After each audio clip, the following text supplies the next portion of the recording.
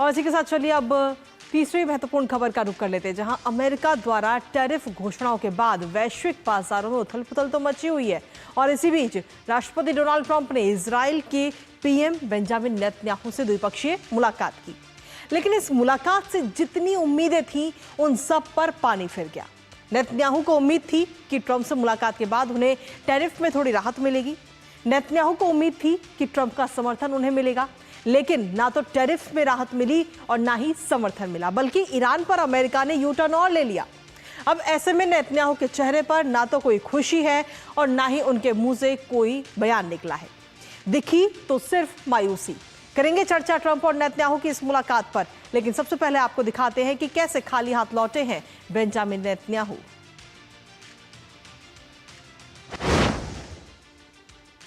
तो Benjamin Netanyahu की ये मुलाकात थी, लेकिन ये इस मुलाकात से कुछ भी हाथ नहीं लगा, क्योंकि टैरिफ हटवाने की जो उम्मीद लेकर नेतन्याहू पहुंचे थे उन उम्मीदों पर पानी फिर चुका है। ट्रंप ने साफ कर दिया कि 17% आयात शुल्क जो है वो बरकरार रहेगा। इसके साथ ही ट्रंप ने कहा कि ईरान से वो सीधे बात करेंगे। ईरान के मुद्दे पर भी वो यू टर्न लेते हुए नजर आए हैं, जिसके बाद में इस बैठक की द्विपक्षीय जो मुलाकात हुई, नेतन्याहू के चेहरे पर मायूसी इस दौरान नजर आई और दौरे पर प्रेस कॉन्फ्रेंस भी उन्होंने नहीं की और ना ही किसी प्रकार का कोई बयान उन्होंने दिया है।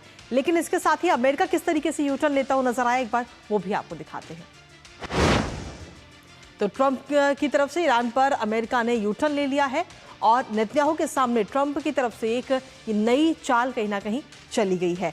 ट्रंप ने सीधे तौर पर ईरान से परमाणु समझौते की बातचीत की मंशा जता दी और कहा है कि हम सीधे तौर पर बात करेंगे।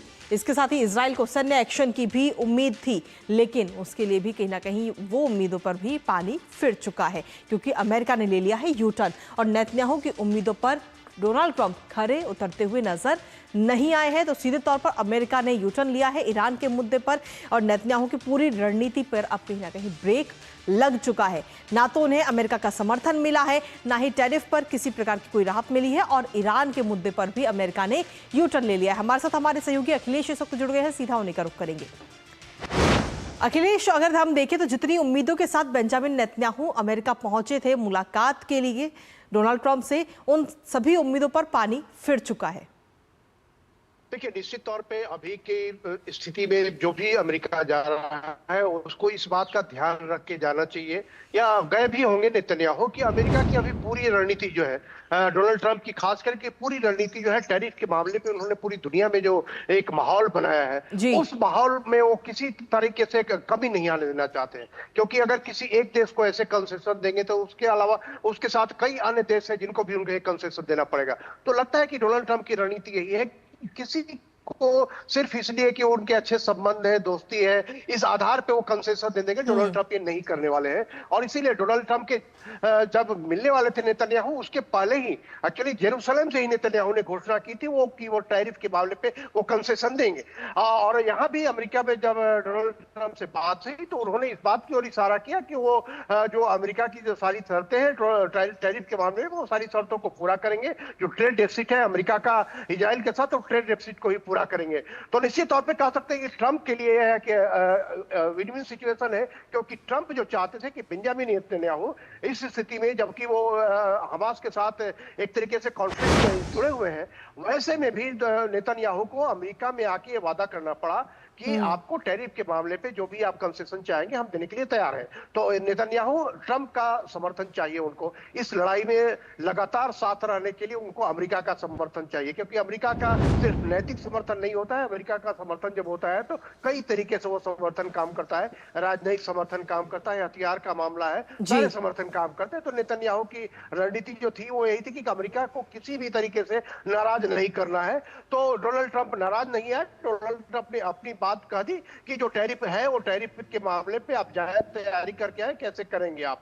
दूसरी बात यह है कि जो ईरान के मामले पे ये हो सकता है कि नेतन्याहू यह चाहते हो कि ईरान के मामले पे ट्रंप सीधे कोई बड़ी घोषणा कर दे, लेकिन ट्रंप की रणनीति ईरान के मामले पे बहुत फूक फूक कर कदम रखने वाली है, क्योंकि अपने पहले टर्म में उन्होंने ईरान के मामले पे जो समझौता हुआ था जेसीपीओ से अमेरिका एक तरफा वापस आ गया था। उसके बाद वो पूरी तरह मामला वो फंसा रहा है। इस बीच में लोगों की आशंका थी कि ईरान जो है न्यूक्लियर तैयारी में लगा हुआ है, न्यूक्लियर आर्म्स बनाने की स्थिति में पहुंचने वाला है। तो ऐसी स्थिति में डोनाल्ड ट्रंप फूक फूक के सीधे तौर पे ईरान के साथ समझौता करना चाहते हैं और 12 फरवरी को कहा यह जा रहा है कि ओमान की मध्यस्थता में ईरान के साथ अमेरिकी प्रतिनिधियों की बात होगी, तो उस बातचीत से कोई निर्णय निकलेगा, क्या स्थिति आती है।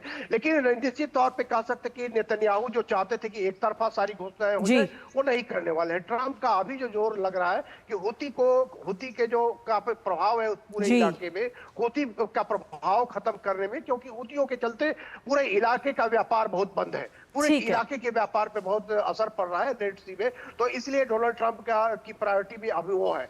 जो तीसरा एक नेतन्याहू यह सोच के गए होंगे कि हमास के मामले पे कि वो होस्टेजेस को वापस करने पर ट्रंप फिर कोई बड़ी घोषणा करेंगे, तो यह बात नहीं आई। ट्रंप बिहाइंड द सीन जाके कुल मिलाकर अगर हम देखें अखिलेश, तो कई सारी उम्मीदें तो थी नेतन्याहू को कि अमेरिका की तरफ से समर्थन मिलेगा ईरान के मुद्दे पर और साथ ही टैरिफ के मुद्दे पर, लेकिन फिलहाल उन सभी उम्मीदों पर पानी फिरता हुआ नजर आ रहा है। अब ऐसे में देखना होगा कि आगे की क्या कुछ रणनीति बेंजामिन नेतन्याहू की रहने वाली है। फिलहाल बहुत बहुत शुक्रिया तमाम जानकारी हमारे दर्शकों के साथ साझा करने के लिए अखिलेश।